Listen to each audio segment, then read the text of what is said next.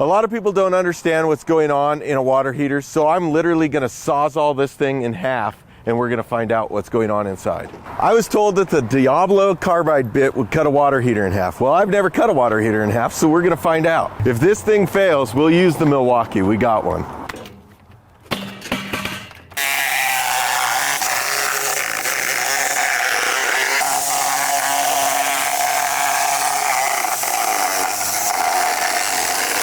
It's actually doing a pretty good job.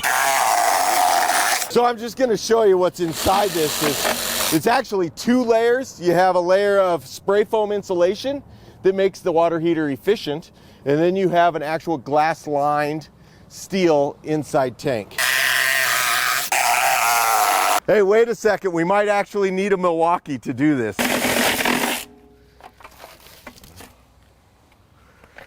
So there's our first layer. Should probably recycle that. And then there's your steel glass lined tank. I'm not sure exactly why it's not going through, but this Bradford whitewater heater sure is quality. We're in. It's actually harder than I thought it would be. That's what she said. I didn't realize how thick the actual tank was. I've cut up big commercial ones, but usually we're doing that with a demo saw. Yeah, this, I don't know if this Sawzall is gonna make it, buddy. Man, this thing's rattling like Grandpa's old tractor. Well, I didn't cut that very straight, did I? As far as the blade, I would recommend this product, I think. I think it's a good product. We go through tools quite a bit because we're trying to fix stuff and work on stuff. Obviously, that's what you do with tools. Oh, here he comes, see? Oh, here he goes. Diablo. Same blade, same kind of blade that we have. All right, I think we're through. See, the Milwaukee came out and it just scared it right into submission. Well, let's see what we can do to get this thing apart here. Oh, we got the flue inside. We forgot about this part. This goes all the way through the water heater down here to the burner chamber. So that takes all the combustion gases from the water heater's burner chamber and admits them through the roof of your home. Let's just cut a hole in it so we can see what's in it.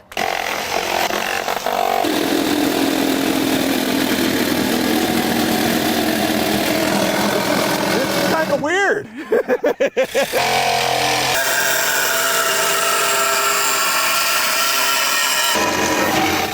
Yummy. We are in. How'd that go? Well, about as expected, I guess. I didn't figure it would go perfect. I didn't think it'd be that hard, really. I really didn't.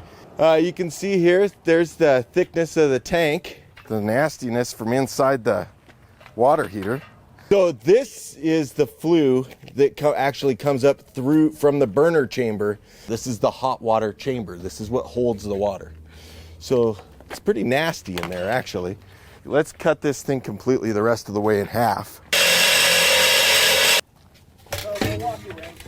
Milwaukee definitely wins.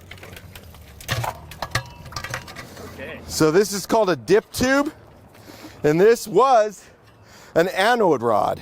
It is no longer an anode rod. This is the inside of your water heater. This is where the water actually sits. And as you can see, this is what you're showering in. This is from the inside of your water heater when you have non-treated water going through your water heater. I think I'm gonna be sick.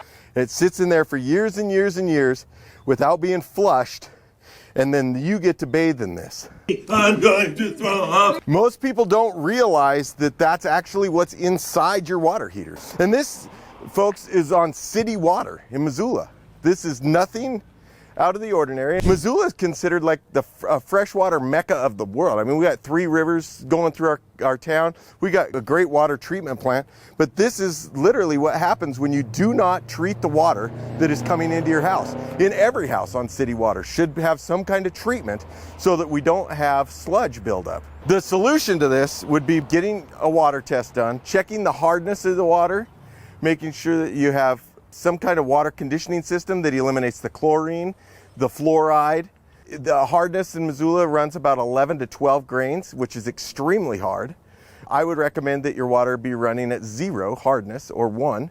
We can do that. We can take care of that simply with a water softener. We have other options like a chelation filter that won't let the minerals solidify. This water heater here is a power vent water heater.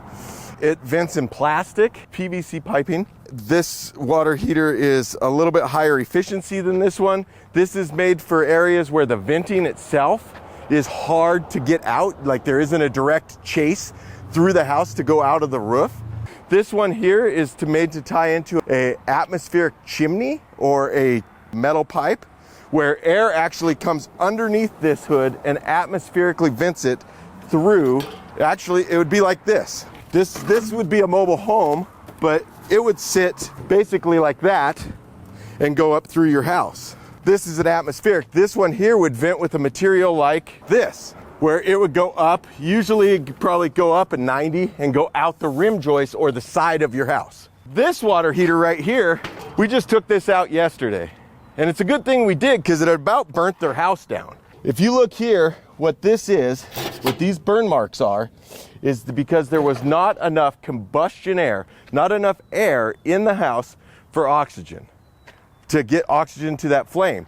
So this flame was crawling out off of this burner assembly and trying to get air. And it was creeping up the side of this water heater. This was in a regular home on the south side of Missoula. I'm not trying to fearmonger people, but people put these in their $500,000, $600,000, $800,000 homes. You have Six-Pack Jack or the guy from down the street come in, oh, I know how to put in a water heater, and they throw this thing in your house, and the next thing you know, you have problems like this.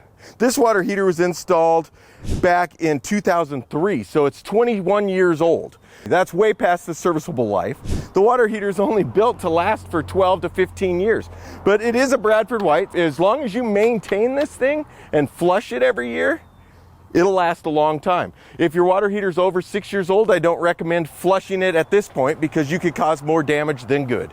This was an installation error by somebody who probably wasn't licensed that could have burnt this person's house down. The truth is, people with a license have the proper training to not make mistakes like this.